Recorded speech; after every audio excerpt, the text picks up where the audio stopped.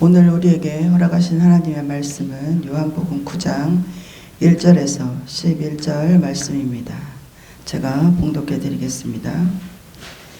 예수께서 길을 가실 때에 날때부터 맹인된 사람을 보신지라. 제자들이 물어 이르되 랍비여, 이 사람이 맹인으로 난 것이 누구의 죄로 인함이니까? 자기니까 그의 부모니까? 예수께서 대답하시되 이 사람이나 그의 부모의 죄로 인한 것이 아니라 그에게서 하나님이 하시는 일을 나타내고자 하심이라. 때가 아직 낮음에 나를 보내신 이의 일을 우리가 하여야 하리라.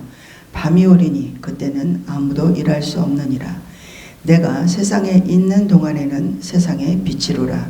이 말씀을 하시고 땅에 침을 뱉어 진흙을 이겨 그의 눈에 바르시고 이르시되 실로암 못에 가서 씻으라 하시니, 실로암은 번역하면 보냄을 받았다는 뜻이라. 이에 가서 씻고 밝은 눈으로 왔더라. 이웃 사람들과 전에 그가 거린인 것을 보았던 사람들이 이르되 이는 앉아서 구걸하던 자가 아니냐. 어떤 사람은 그 사람이라 하며 어떤 사람은 아니라 그와 비슷하다 하거늘 자기 말은 내가 그라하니. 그들이 묻되 그러면 내 눈이 어떻게 떠졌느냐. 대답하되 예수라 하는 그 사람이 진흙을 이겨 내 눈에 바르고 나더러 실로암에 가서 씻으라 하기에 가서 씻었더니 보게 되었노라. 아멘. 아멘. 요한복음 9장 1절에서 11절 말씀까지 봉독해 드렸습니다. 할렐루야. 한 주간도 예수 그리스도와 함께 승리하신 여러분들을 축복합니다. 축복합니다. 아멘. 저도 이제 이렇게 두 아이를 낳았어요. 두 아이를 낳았는데 어느 부모나 다 마찬가지예요. 특히 이제 엄마들은 아이들을 이렇게 임신을 해가지고 10달 동안 품에 안고 있다 보면 가장 걱정되는 게 뭐냐면 이 아이가 세상에 무사히 나올 수 있을까? 무사히 나올 수 있을까? 또 이 아이가 정상적으로 정말 장애를 가지지 않고 잘 나올 수 있을까? 그런 것들이 10달 동안 제일 염려가 돼요. 그래서 늘 조심하게 되고 정기적으로 가서 병원에서 검진하게 되고 의사 선생님한테 물어보고 건강한지 그렇지 않은지를 체크하게 되죠. 그러고 또 이제 이 아이가 태어나면 이제 10손가락, 10발가락이 있는지 없는지, 또 눈은 잘 보이는지, 귀는 잘 들는지, 또 응애응애하고 잘 우는지, 잘 먹는지 이런 것들을 잘 체크하게 됩니다. 그런데 오늘의 말씀의 사건은 AD 29년 초막절과 수전절 사이에 예루살렘에서 있던 일을 기록한 거예요. 예수님이 제자들과 길을 가는데 누구를 만나냐면 맹인을 만나죠. 이 맹인은 태어날 때부터 맹인이 되었던 자예요. 엄마 뱃속에서 나올 때부터 앞을 보지 못하는 자를 만났던 것입니다. 그래서 제자들이 예수님한테 물어봐요. 예수님, 랍비요. 이 사람이 이렇게 앞을 보지 못한 것은 부모의 죄입니까? 아니면 이 사람의 죄입니까? 라고 물어보게 되죠. 어떤 불행한 일이 닥쳤을 때, 어떤 불행한 일이 닥쳤을 때, 그 당시 유대인들은요, 힘들고 어려운 일이 닥치면 그것이 무엇 때문이었다? 죄 때문이다. 죄 때문이다. 그래서 제사를 드리죠. 양을 잡거나 비둘기를 잡거나 여러 가지 행위를 해서 이런 일들이 죄로 인하여서 생긴 거야 라고 생각을 하고 이렇게 제사를 드림으로 그 일이 속히 해결되기를 원했던 거죠. 우리나라는 안 그래요? 우리나라는 자식들한테 안 좋은 일이 생기면 부모들이 그러죠. 아이고 내 죄야 내 죄 때문에 그래. 이렇게 부모들이 이구동성으로 얘기를 해요. 그래서 자식이 잘 되기를 바라는 게 늘 부모의 마음이에요. 그래서 자식이 안 되고 자식이 힘들고 어렵고 막 그러면 부모들이 아유 내가 죄를 지어서 내 자식이 이렇게 힘들어 이렇게 생각하는 게 부모의 마음이라는 거죠. 네? 교회 안에서도 마찬가지. 교회 안에서도 교회 안에서도 사람이 죄를 짓고 회개하지 않으면 하나님께서 정죄하고 징벌을 내리신다는 말이 구약의 말씀에 있기는 해요. 있기는 한데 하나님은 조상의 죄 때문에 나한테 벌을 내리지는 않는다라는 거예요. 하나님이 조상의 죄 때문에 나한테 벌을 내리는 건 뭐냐면 그러니까 우리가 부모를 닮는다고 하잖아요. 그쵸? 부모를 닮아. 그래서 부모가 죄를 지면 자식이 그거를 보고 배워서 똑같이 부모처럼 살아간다라는 거죠. 그래서 그 자식도 그 죄를 받게 된다라는 거예요. 그 의미에서 얘기를 하는 거예요. 조상의 잘못된 죄악의 풍습을, 그 악습을 닮아가기 때문에 징벌을 내리신다라는 거예요. 조상의 선행은 천대까지 축복이 되고, 아브라함에도 그런 축복을 허락하셨잖아요. 내가 천대까지 뭐 이렇게 축복을 하리라. 아브라함에게도 그런 축복을 허락하셔 주셨잖아요. 그거는 뭐예요? 아브라함이 하나님의 말씀을 잘 듣고 순종하는 그 행위를 자식들이 보고 이삭이나 요셉이나 야곱이나 똑같이 그 하나님의 말씀을 준행하면서 살았잖아요. 그렇기 때문에 그 후손 대대로 축복을 받을 수밖에 없었다라는 거죠.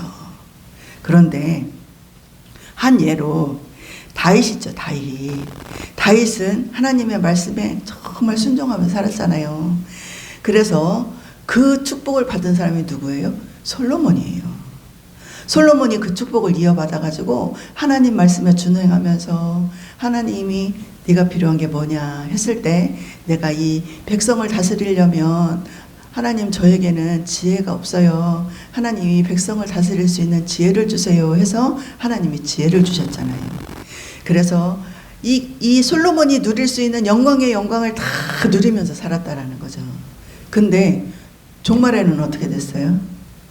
그 솔로몬이 그 하나님이 주신 축복을 가지고 온갖 우상을 다 받아들이잖아요. 이 여자, 저 여자, 이곳의 여자, 저곳의 여자, 그 여자들이 전부 우상을 가지고 들어왔어요. 그리고 그 여자들에 따라서 솔로몬도 하나님을 바라보는 믿음이 무너졌어요. 그래서 종말론적으로는 그 많던 부귀 영화, 그 많던 재산 다 잃어버렸잖아요. 그래서 그가 그 후손에게 물려준 건 뭐예요?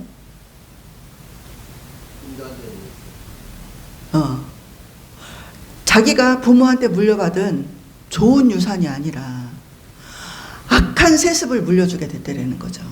그쵸? 그러니까 내가 어떻게 사느냐가 중요한 거지. 내가 부모한테 어떤 것을 물려받았느냐가 아니라 내가 부모한테 악한 것을 물려받을지라도 내가 하나님께 회개하고 정말 주님의 뜻대로 살아가느냐. 내가 부모한테 선한 믿음을 물려받았다 할지라도 내가 살다가 그 믿음을 잃어버리고 악한 세대를 따라가느냐. 그것은 내 세대에서 결정을 한다라는 거예요. 내 세대에서. 그렇다고 세상의 모든 불행이 죄로 인한 것은 아니에요. 죄로 인한 것은 아니에요. 욥이 큰 시험을 당했던 것은 그가 죄로 인한 거였을까요? 죄를 지어서 시험을 당했을까요? 아니요. 그의 믿음을 시험하고 그의 신앙을 더욱 성장시키려는 선한 섭리의 결과였다라는 거죠. 믿는 사람들 가운데 일이 잘 풀리지 않거나 어려운 일을 당하거나 할 때면 너 왜 기도하지 더 기도해. 더 기도해. 너 회개해. 이런 마음을 우리 생각이 하게 돼요. 그죠? 우리 이제 이렇게 다른 성도들이 힘들고 어려운 일을 당했을 때 우리가 바라보는 믿음의 시선은 뭐예요? 믿음의 형제들이 어려움을 많이 당하잖아요. 그러면 우리가 어떤 말로 그들을 위로합니까? 어떤 말로? 기도해보라고 하죠. 기도해보라고 하잖아요. 회개하라고 하잖아요. 회개해 보라고 하잖아요. 하나님이 어떠한 분이신지를 이해하기보다 그렇게 이야기하는 것은 뭐냐면 우리의 생각 속에는요 이미 옛날부터 내려오는 유교 사상이 뿌리 깊게 내려져 있어요. 그게 뭐예요? 권선징악. 착한 일을 하면 복을 받고 나쁜 일을 하면 이렇게 벌을 받는다는 권선징악 사상이 우리의 뿌리 깊이 있기 때문에 잘못되는 것은 네가 뭔가가 죄를 지었기 때문에 그래라는 선입견이 먼저 있다라는 거죠. 그러나 하나님은 상과 채찍이 정확하게 구별되는 분이 아니에요. 네가 이만큼 잘못했으니까 이만큼 매를 맞아야 돼, 이만큼 벌을 받아야 돼, 이렇게 하고 네가 이만큼 잘했으니까 이만큼 상을 줄 거야, 이렇게 하시는 분이 아니다라는 거죠. 그래서 오늘 말씀에 보니까 예수께서 대답하시되 이 사람이나 그 부모의 죄로 인한 것이 아니라 그에게서 하나님이 하시는 일을 나타내고자 함이라. 3절은 제자들의 어리석은 질문에 대하여 그가 소경이 된 것은 부모의 죄 때문이 아니라 하나님의 일을 나타내고자 하시는 하나님의 섭리가 있다라는 말씀을 하시는 것입니다. 사람의 불행이 하나님의 징벌 때문이 아니라 오히려 하나님의 영광을 나타내려는 하나님의 일을 하기 위함이라는 것입니다. 소경이 날 때부터 소경이었던 것은 하나님이 그 사람이 날 때부터 소경으로 태어나게 하시려고 역사한 일이 아니다라는 거예요. 너는 날 때부터 소경으로 태어나 이렇게 하지 않았다라는 거죠. 이 사람과 예수님과의 만남은 선택적인 거. 따라서 하나님은 절대적으로 사람의 일에 강제적으로 역사하는 일이 없으세요. 강제적으로. 소경이 소경으로 태어난 것은 그 또한 소경에게서 불가항력적인 만남 중에 하나였을 거라는 거죠. 그것은 인간으로 태어나면서 그냥 불가항력적인 것 중에 하나예요. 인간으로서 어찌할 수 없는. 그렇다면 예수님은 왜 그가 소경이 된 것은 그에게서 하나님이 하시는 일을 나타내고자 하심이라고 말씀하셨을까? 그것은 소경이 소경된 것은 어쩔 수 없는 일을 피할 수 없는 일인데 그 소경이 예수님을 만나는 순간, 그 소경이 예수님을 만나는 순간 그에게 하나님의 축복이 임하고 역사하실 기회가 주어진다라는 사실에 대해서 말씀을 하고 있는 것입니다. 인생의 고난은요, 하나님이 준 것이기보다는 살아가면서 주어지는 것들의 하나예요. 그냥 누구나 이렇게 성장을 하면서 당연히 겪어야 되는 많은 일들이 있잖아요. 그 중에서 우리가 정말 금수저로 태어나지 않는 한 돈 걱정 안 할 수 없고, 건강 걱정 안 할 수 없고, 사람과 사람과의 걱정 안 할 수 없고, 가족과 부모와 형제 간의 걱정 안 할 수 없고, 다툼과 경쟁과 미움과 시기와 질투 가운데서 벗어날 수 없는 게 우리 인간들의 성숙하면서 맞이하는 단계라는 거죠. 그런데 그것들을 가지고 우리가 어떻게 극복을 하며 살아내느냐, 그것은 하나님을 만나서 그것을 어떠한 열매로 씨앗을 맺느냐, 그게 더 중요하다라는 거죠. 인생의 고난은 하나님이 있게 하신 것이 아니라 하나님은 다만 우리에게 고난이 있어도 일방적으로 없게 하지는 않을 뿐입니다. 그냥 너 고통당하니 내가 없애줄게 하고 이렇게 뽑아내지는 않는다라는 거예요.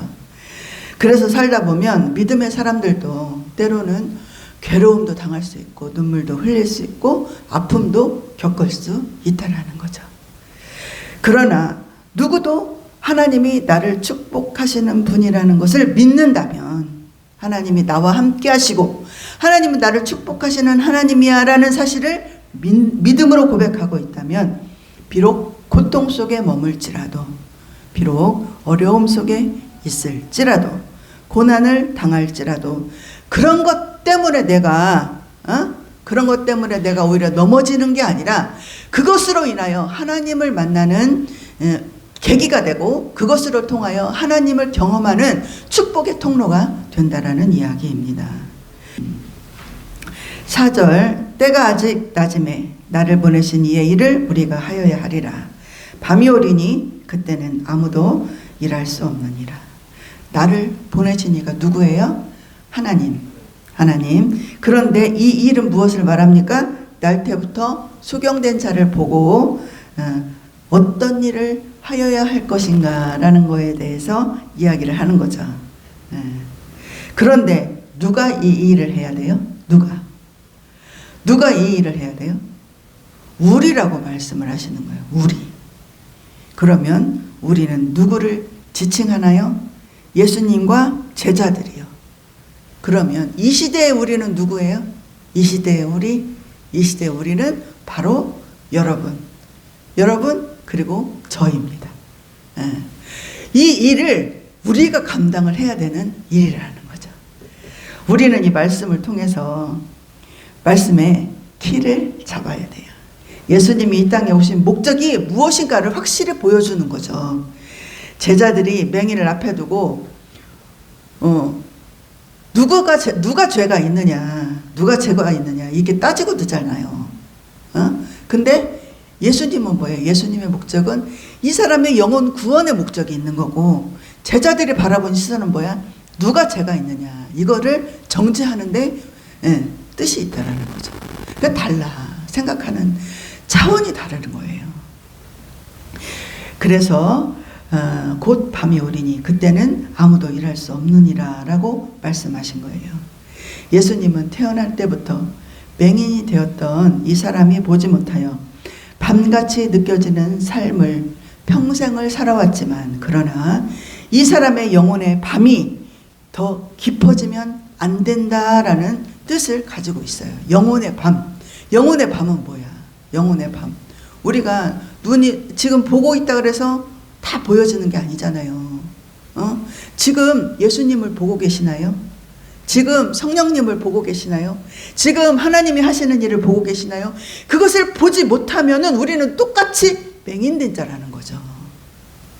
하나님의 일을 봐야 돼. 내가 맹인이 안 되려면 하나님을 만나야 되고 하나님을 봐야 돼. 하나님이 하시는 일들을 봐야 돼요. 영혼의 깊은 밤에서 깨어나야 돼요. 영혼의 깊은 밤에서. 그 눈을 뜨게 하기 위해서 우리가 지금 그 훈련을 하고 있는 거예요.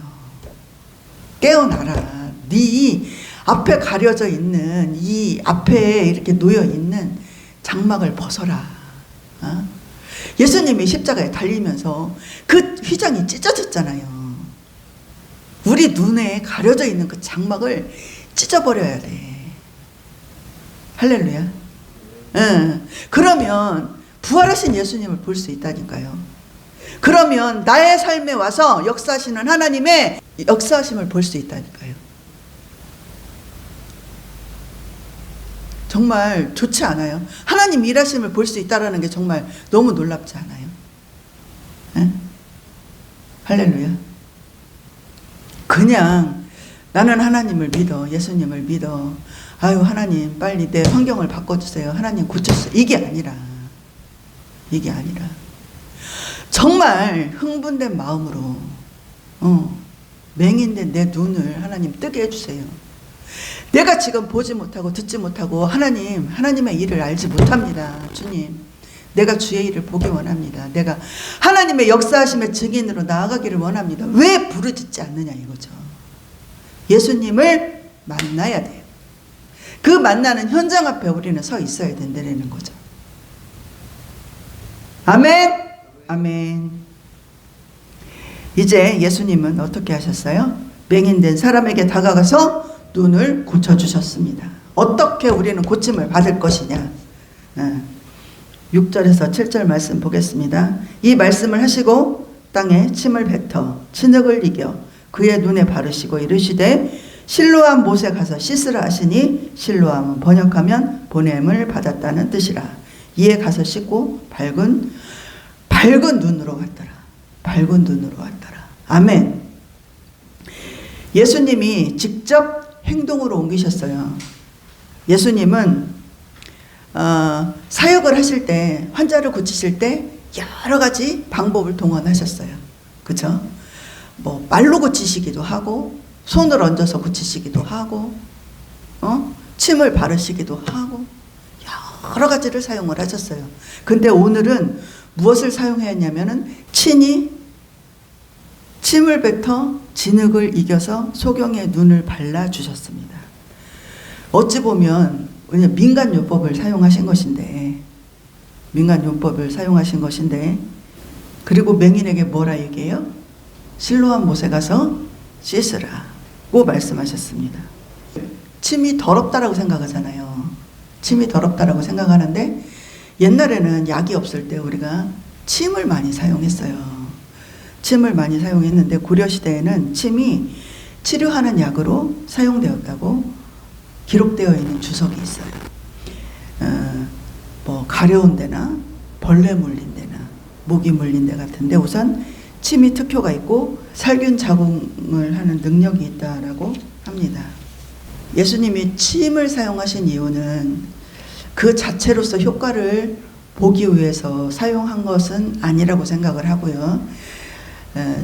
침이 눈을 치료할 수 있는 것이 아니기 때문에 예수님이 병자를 고치시려고 마음을 먹었다면 말씀만으로도 하시면 되었지, 다른 물질을 사용해서 굳이 그렇게 하지 않아도 되잖아요.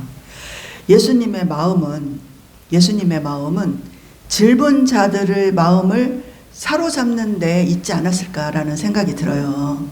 제자들이 물어봤잖아요. 맹인을 치료하는 것보다 이것이 누구의 죄인가를 알고 싶어 했어요. 그래서 예수님은 하나님이 사람을 만드실 때 사용했던 진흙, 흙으로 만들었기 때문에 그 흙을 사용하셨고, 또 예수님의 예수님의 사랑이라는 뜻으로 저는 이렇게 좀 해석하고 싶어요.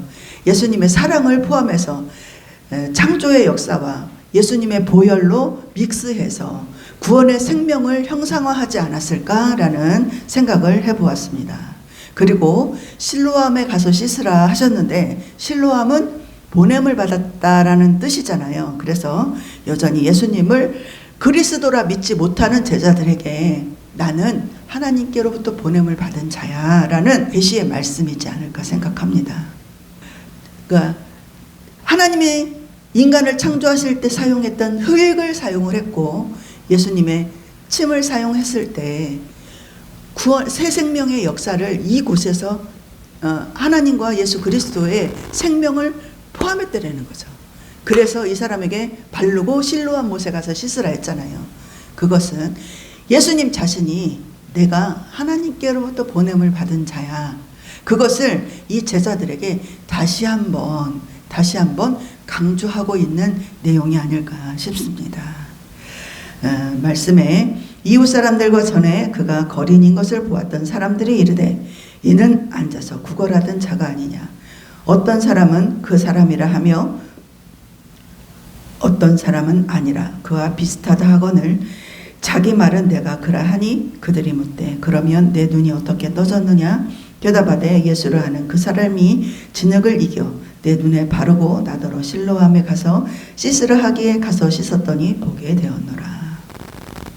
이 기적 같은 일을 많은 사람이 보았어요.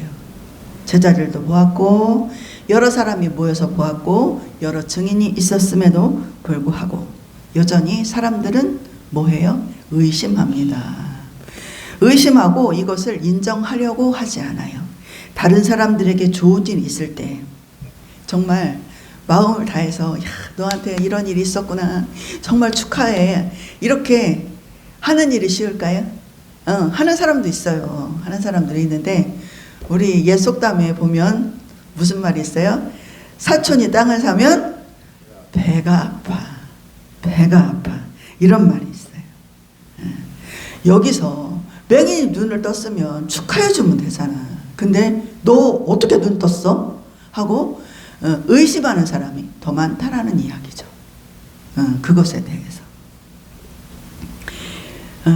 우리가 다른 사람이 좋은 일 있으면 축하해 줄 수 있는 여유가 있었으면 좋겠다. 축하해 주고 함께 그 기쁨에 동참할 수 있는 여유가 있었으면 좋겠다. 우리는 여기서 맹인을 통해 또한 믿음이 무엇인가를 다시 한번 학습하게 됩니다.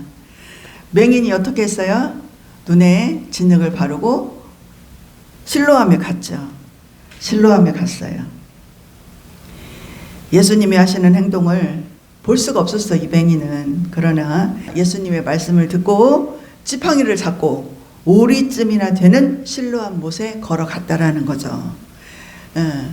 한번 상상해 보세요. 이 사람이 눈에 지륵을 바르고 지팡이를 짚고 오리를 갈 때, 실로암이라는 곳을 찾아갈 때 가는 도중에 아마 여러 가지 생각을 하지 않았을까요? 여러 가지 생각이 머리를 스쳐 지나갔을 거예요.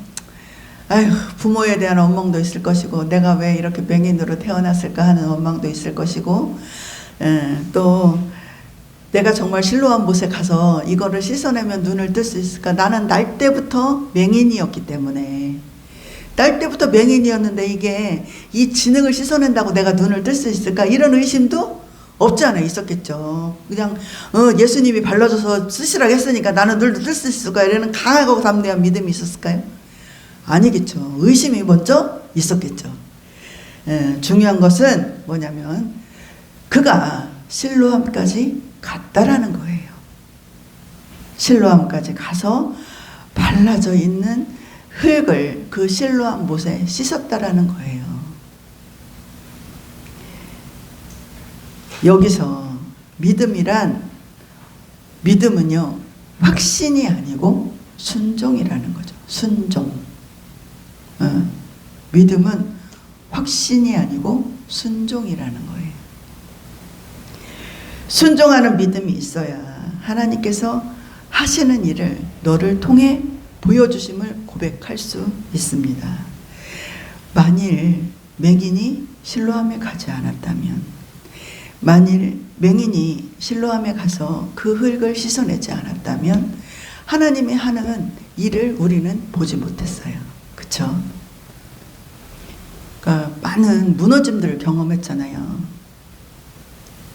안됨을 경험해서 제 아내도 내 아내도 안됨을 많이 안돼라는 것들을 많이 경험을 했기 때문에 거기에 사로잡혀 있더라고요. 이거 또 안 될 거야. 또 안 되겠지. 이런 부정적인 생각과 부정적인 사고들이 너무 내 안을 사로잡고 있어요. 그러니까 노예된 생활을 하는 거예요, 한마디로.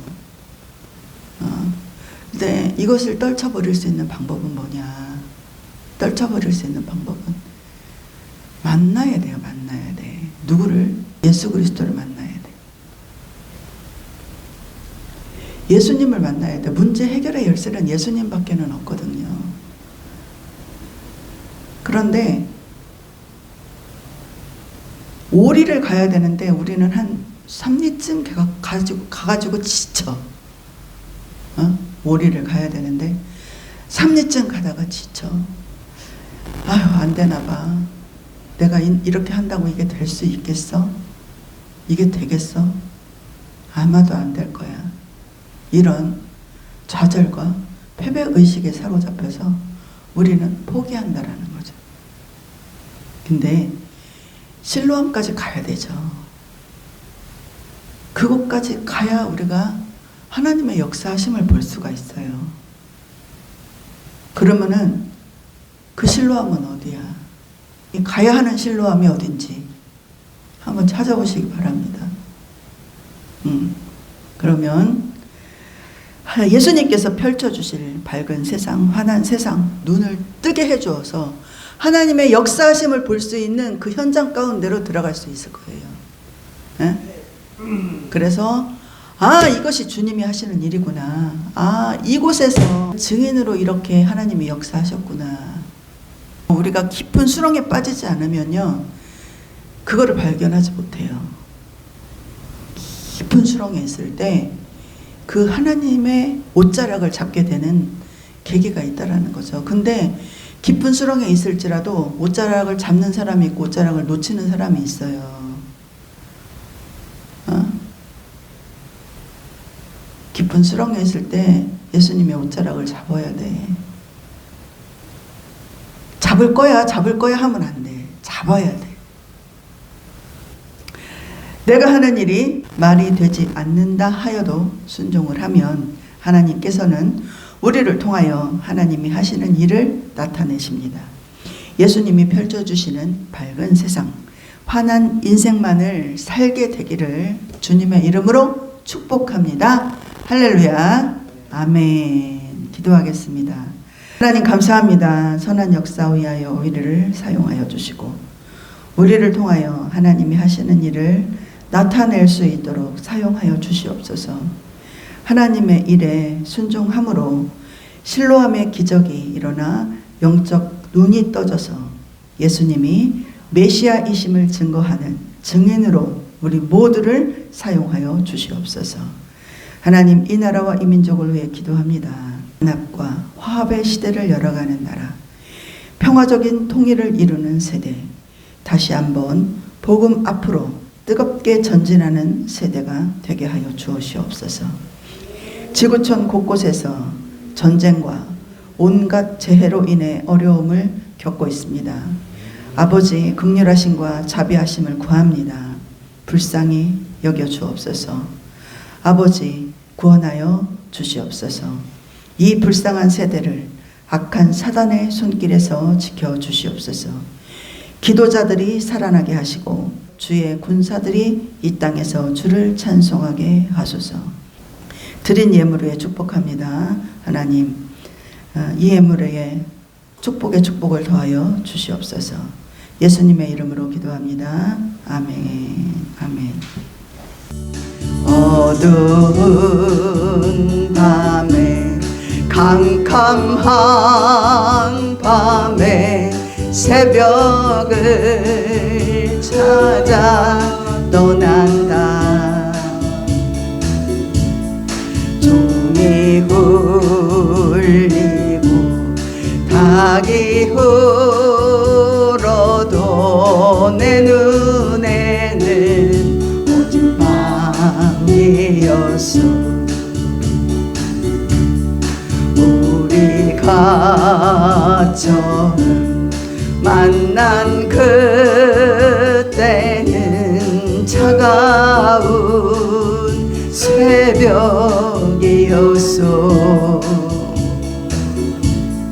주님 마음속에 사랑이 있음을 나는 느낄 수가 있었어. 아멘. 주님, 오 주여 당신께 감사하리라. 실로암 내게 주심을 나에게 영원한 사랑 속에서 떠나지 않게 하소서. 오 주여 당신께 감사하리라. 실로암 내게 주심을 나에게 영원한 사랑 속에서 떠나지 않게 하소서.